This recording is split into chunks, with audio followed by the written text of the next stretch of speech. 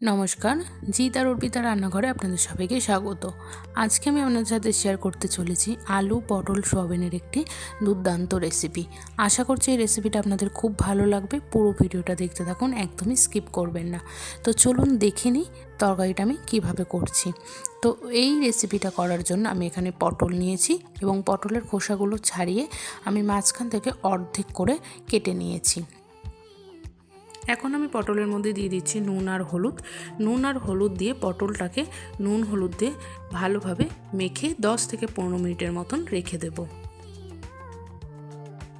আর এখানে আমি আলুগুলো ঠিক এই রকম সাইজের করে কেটে নিয়েছি। আর এখন কড়াই বসিয়ে দিয়েছি, কড়াইয়ের মধ্যে দিয়ে দিচ্ছি পরিমাণ মতন সর্ষের তেল। তেলটাকে ভালোভাবে গরম করে নিয়েছি।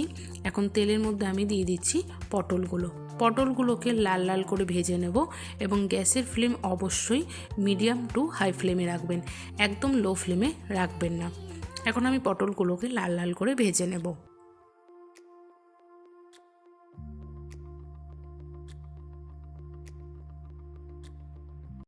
পটলগুলো লাল লাল করে ভাজা হয়ে গেছে। এখন আমি পটলগুলোকে তুলে নিচ্ছি আর সেই তেলের মধ্যেই আমি দিয়ে দেবো আলুগুলোকেও আমি খুব ভালোভাবে লাল লাল করে ভেজে নেব।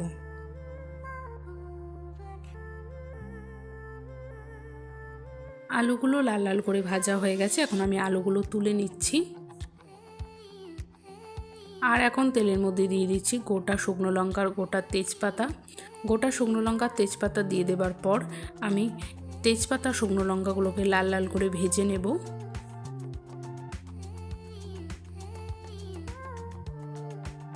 তেজপাতা শুকনো লঙ্কা ভাজা হয়ে যাবার পর আমি পেঁয়াজ কুচিগুলো তেলের মধ্যে দিয়ে দিলাম।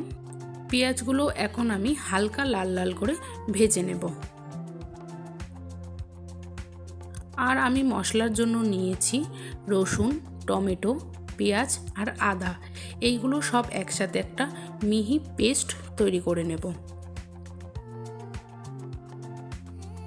পেঁয়াজটা ভাজা হয়ে গেছে। এখন আমি যে পেঁয়াজ, আদা, রসুন, টমেটোর একসাথে একটা পেস্ট বানিয়েছিলাম সেই পেস্টটা আমি দিয়ে দিচ্ছি। পেস্টটা দিয়ে দিয়েছি। এখন আমি সামান্য একটুখানি জল দিয়ে দেব। জল দিয়ে দেওয়ার পর আমি দিয়ে দিচ্ছি স্বাদ মতন নুন, পরিমাণ মতন হলুদ, পরিমাণ মতন লঙ্কার গুঁড়ো এবং দিয়ে দেবো চিনি। সব কিছু দিয়ে দেবার পর এখন মশলাটাকে আমি খুব ভালোভাবে কষিয়ে নেব যতক্ষণ না পর্যন্ত মশলা থেকে তেল ছেড়ে যাচ্ছে এবং মশলাটার একটা সুন্দর কালার আসছে।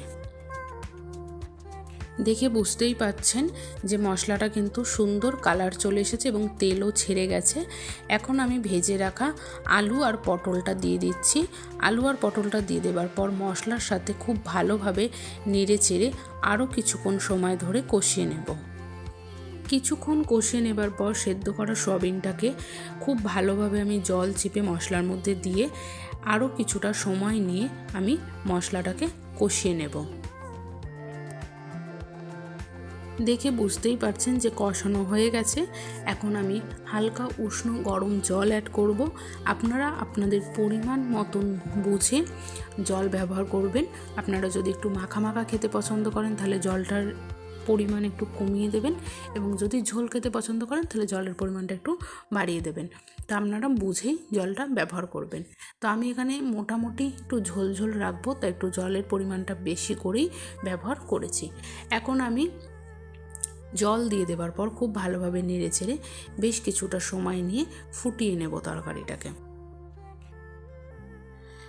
তরকারিটা ফুটে গেছে। এখন আমি গরম মশলার গুঁড়ো দিয়ে দিলাম। গরম মশলা গুঁড়ো দিয়ে নেড়ে চেড়ে 2 মিনিটের মতন ফুটিয়ে নিয়ে আমি নামিয়ে নেব। এখানে কিন্তু আলু পটল সোয়াবিনের এই রেসিপিটা পুরোপুরি কমপ্লিট সার্ভ করার জন্য। আপনাদের এই রেসিপিটা কেমন লাগলো অবশ্যই কমেন্ট করে জানাবেন। যদি ভালো লেগে থাকে লাইক করতে একদমই ভুলবেন না এবং এখনও যারা আমাদের চ্যানেলটা সাবস্ক্রাইব করেননি তাদের কাছে অনুরোধ রইল চ্যানেলটা সাবস্ক্রাইব করে পাশে থাকা বেল আইকনটা অবশ্যই প্রেস করে দেবেন।